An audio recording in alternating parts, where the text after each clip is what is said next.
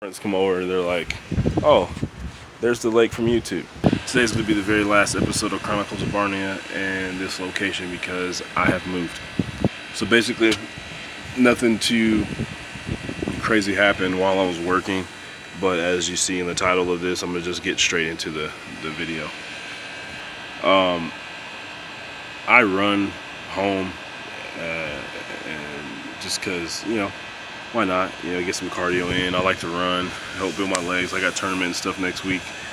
And plus my car's been down and I don't like spending $6 on Lyft every single time I decide to go, basically 3.5 or so miles to my new apartment, to my job, so I'd rather run. Last night I got off work, I was eating like I normally do, and I decided that, you know, it was time to go, so I headed down particular road I was on, and a car passed me, and I remember commenting, going, wow, that was a nice kind of car it was, and I just kept going about my business. So the type of car it was, it has a specific sound. If you guys know Subaru sounds, Subarus have a specific Boxster engine sound, and I knew it, and I heard it slow down, and then I heard it, and then it flew past me, past the train track, and I was like, that was weird. And so let me just give you, on the average, it takes me about like, for 3 miles, so it takes me about 20, if I'm on it, it'll be about 23 to 24 minutes. If I just do it normal, about 25 to 30 minutes. And so just know that.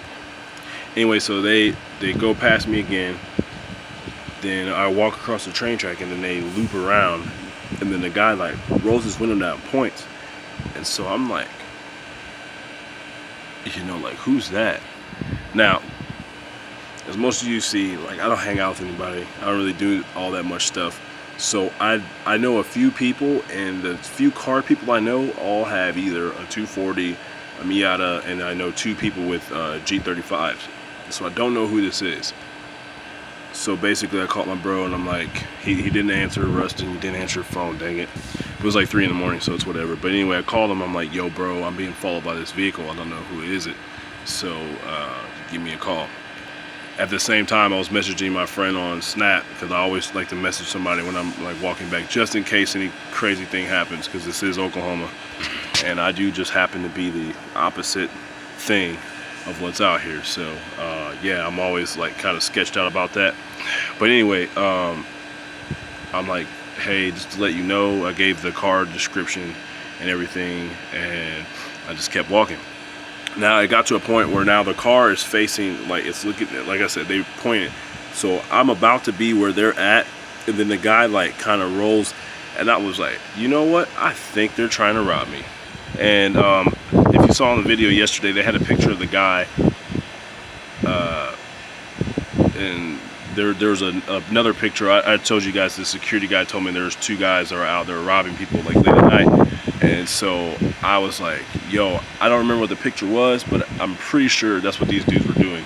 They saw me, they looped around, and that was kind of their motive. So I started, so there's like a fence, like, you know, like 50 yards from me, maybe 40 or less. And I booked it and act like I was gonna go up into the little parking garage thing, and they floored it like as well. And then I came back around and went around the fence, and I went into the neighborhoods, and then the guy got stuck in that little thing, and then you hear him like trying to turn around and try to figure out how to go where I was going or whatever. Anyway, so I was kind of freaked out. So I'm like, all right. And I just kept hearing this voice in my head. It was like, Keith, you need to go, you need to go, you need to go. It's like, change your shirt, put it in your bag, and then go this way. And so that's exactly what I did. So anyway, so the normally, like I said, 25 to 30 minute trip took me about an hour, because I ended up dipping behind these like this neighborhoods, and I had no idea where I was at. And like I've been in this town, but I've literally, you know, gone the same almost exact routes almost to everywhere, which you should always change your routes up, always. And I don't walk around with a gun on me because I'm not really a fan of guns, but yesterday was just like, dang, I wish I had my concealed. Like, I wish, you know what I mean? Because all I have is my knife on me at all times, and I mean, a knife isn't going to stop somebody with a gun that's like, you know, 40, 50 feet in front of you. You know what I mean? So yeah, that just put me in a weird, I don't know.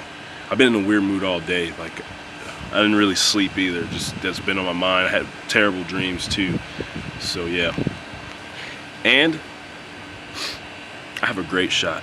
I have like 98% accuracy with my left, and I think like 93 accuracy with my right. So, yep, I think it's time. I think it's time I invest in a little handgun. Shout out to the NRA. Yeah, so that's just my story. I will tell you guys, like, be careful when you're working. You know, always make sure you have your people around you. Now, the thing is, like I said, I normally do this, and, you know, of course, like, everybody probably knows by now, like, oh, he runs after work. But, like, and I always change my routes and stuff, but, like, I don't know. Last night, I was already pissed off about a bunch of other stuff that happened at work. Excuse me. And I guess I just wasn't thinking. But yeah, that whole situation like totally tripped me out. And it was weird too, because as I was going through the one neighborhood, it's like hella dark, and I was just hiding behind trees and stuff. Every time I heard, like, you know, like I said, Subarus have that distinct sound, but I kept swearing I could hear the engine. It was just tripping me out. I'm like, man, you know, I'm not about to die in Oklahoma. Like, I refuse. You know, Oklahoma ain't worth that. Not my life. Hell no.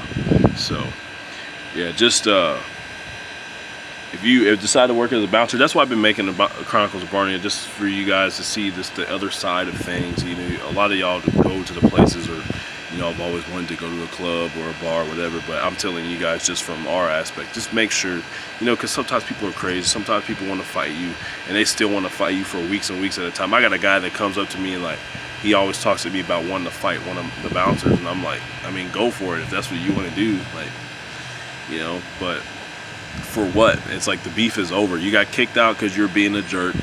Okay, you still get to come back, like, but that's what we deal with. People are just dumb, like, and sometimes they will follow you. Sometimes they'll wait for you after work. Now, I know when I worked in Fort Worth and other places like that, they would, like, if they say they're gonna meet you, they're gonna meet you, you know. And I mean, Norman's not really anything, but yeah, just watch your six, you know what I mean.